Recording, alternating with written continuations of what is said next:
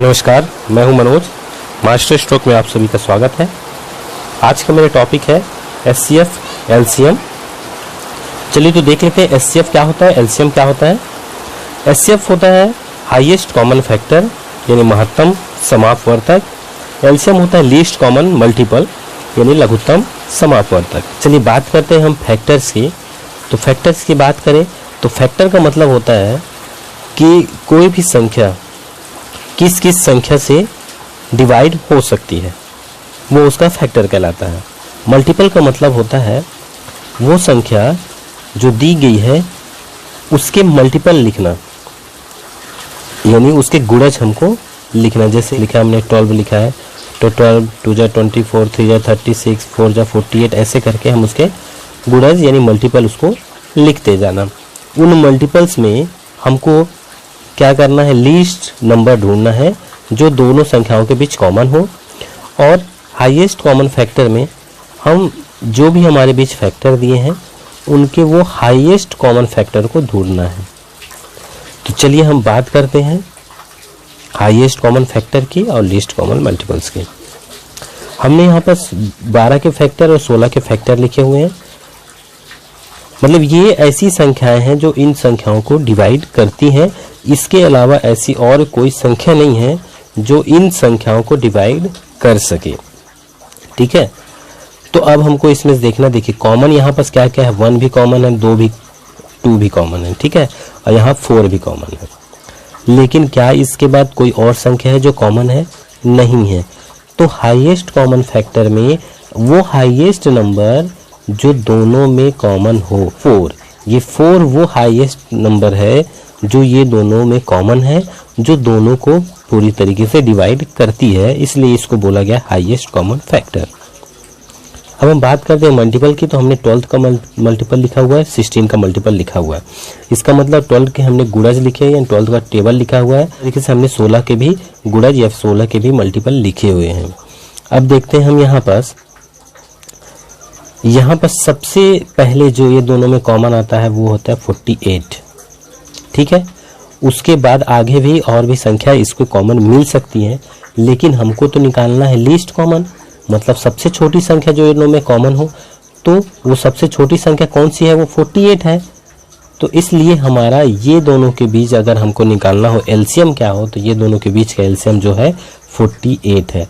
कभी भी आपको अगर एग्जाम में क्वेश्चन पूछता है एलसीएम का और आपको एलसीएम निकालना है, तो आप वो दोनों जो भी संख्या दी है उस दोनों संख्या का आप टेबल पढ़ लीजिए, अगर आपको टेबल उसका बनता है तो। और वो टेबल पढ़ने के बाद आप ये देख लीजिए कि ऐसी कौन सी संख्या है जो दोनों टेबल में सबसे पहले आपको देखने को मिलती है, जो दोनों में कॉमन है। आप जब ऐसे आप फाइंड आउट करेंगे तो आप इजी वे में एलसीएम आप किसी भी संख्या का निकाल सकते हैं। चलिए अब हम बात कर लेते हैं इनके मेथड्स की। इनके मेथड्स की हम बात करें तो दोनों में सेम टाइप्स के मेथड्स होते हैं, एक फैक्टराइजेशन मेथड और डिवाइड मेथड, और एलसीएम में भी फैक्टराइजेशन मेथड और डिवाइड मेथड होते हैं।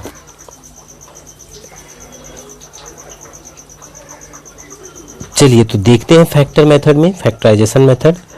दोनों के फैक्टराइजेशन मेथड को कैसे हल किया जाता है ये देख लेते हैं। डालते हैं हम लोग फैक्टर मेथड से। एचसीएफ के लिए आपको थोड़ा ध्यान रखना है कि आपको दोनों को इस पूरे क्वेश्चन को एक साथ लेके हल करना है। और भी एक मेथड होता है जो बेसिक मेथड, हम उस मेथड से नहीं जाएंगे। और जो भी ये संख्या हमको इसको डिवाइड करना है, किससे डिवाइड करना है? एक छोटी से छोटी संख्या से हमको डिवाइड करने की कोशिश करना है। जैसे 2 से डिवाइड करना है, 3 से, ठीक है, जो भी है पहले डिवाइड हो सकता है, हमको पहले उससे डिवाइड करना है। बस आपको ये ध्यान रखना है कि जो भी संख्या दी हुई है वो सारी संख्याएं किसी एक संख्या से डिवाइड होनी चाहिए, अदरवाइज आपको डिवाइड नहीं करना है। जैसे यहाँ पर हमको देखने को मिल रहा है कि इवन नंबर तीनों है, इसलिए ये 2 से डिवाइड हो सकते हैं। तो हम क्या करेंगे, इसको पहले 2 से डिवाइड करेंगे। तो 144 को 2 से डिवाइड किया तो 72, 264 को डिवाइड किया 132, और इसको हमने डिवाइड किया तो 306 आया। फिर हमने देखा तो ये तीनों संख्या 2 से डिवाइड हो सकती है, तो हमने 2 से डिवाइड किया तो 36, 66 और 153 आया। अब क्या हुआ, यहाँ पर देखें कि 36 और 66 जो है 2 से डिवाइड हो सकती है, लेकिन ये 2 से डिवाइड नहीं हो सकती है, इसलिए हम यहाँ पर 2 से डिवाइड नहीं करेंगे। तो हमने क्या किया, अब हम देखते हैं क्या 3 से ये तीनों संख्या डिवाइड हो रही है, तो 3 से ये तीनों संख्या डिवाइड हो रही है। तो हमको बस इतना ध्यान रखना है कि वही संख्या उसी संख्या से डिवाइड करना है जो तीनों संख्याओं को एक साथ डिवाइड करे। तो 3 से अगर हमने डिवाइड किया तो ये आ गया 12, ये 22 और ये 51। अब क्या 2 से ये तीनों संख्या डिवाइड हो सकती है? ये 2 से तीनों संख्या डिवाइड नहीं होगी, ये दोनों तो हो जाएंगी लेकिन ये नहीं होगा। 3 से ये वाली डिवाइड हो सकती है और 51 भी डिवाइड हो सकता है, लेकिन 22 3 से डिवाइड नहीं होगा। तो अब क्या कोई ऐसी संख्या है जो ये तीनों को एक साथ डिवाइड कर सके? तो ऐसी कोई संख्या नहीं है जो इन तीनों को एक ही नंबर से डिवाइड कर सके। इसलिए हमको क्या करना है, अब यहाँ पास हमको आगे एक प्रोसेस नहीं करना है, यहाँ से हमको स्टॉप कर देना है और जो भी हमारे पास आंसर आए हैं उसी को लेके हमको हल करना है। तो यहाँ पास 2 × 2 × 3 कर देना, तो 2 × 2 × 3 इज इक्वल टू आ जाएगा 12। तो हमारा HCF आ गया हमारे पास 12, यही हमारा हो जाएगा आंसर। इजी वे पे हम इसको ऐसे कर सकते हैं, हमको पूरा कैलकुलेट करने की जरूरत नहीं है। चलिए तो अब हम बात करते हैं LCM की। LCM में हमको अलग अलग तीनों संख्याओं का फैक्टर निकालना है। अलग अलग फैक्टर निकालने के बाद हमको उसके फैक्टर को लिख देना है। जैसे 54 का 2 × 3 की पावर 3, मतलब कि 3 की वैल्यू जो है 3 बार यहाँ पर कैलकुलेट हुई है। उसके बाद 216 का 2 की पावर 3 × 3 की पावर 3, मतलब 2 3 बार आया है और 3 भी 3 बार आया है। उसके बाद 144 में 2 की पावर 4 और 3 की पावर 2, मतलब 2 की वैल्यू 3 बार और 3 की वैल्यू 2 बार आई है।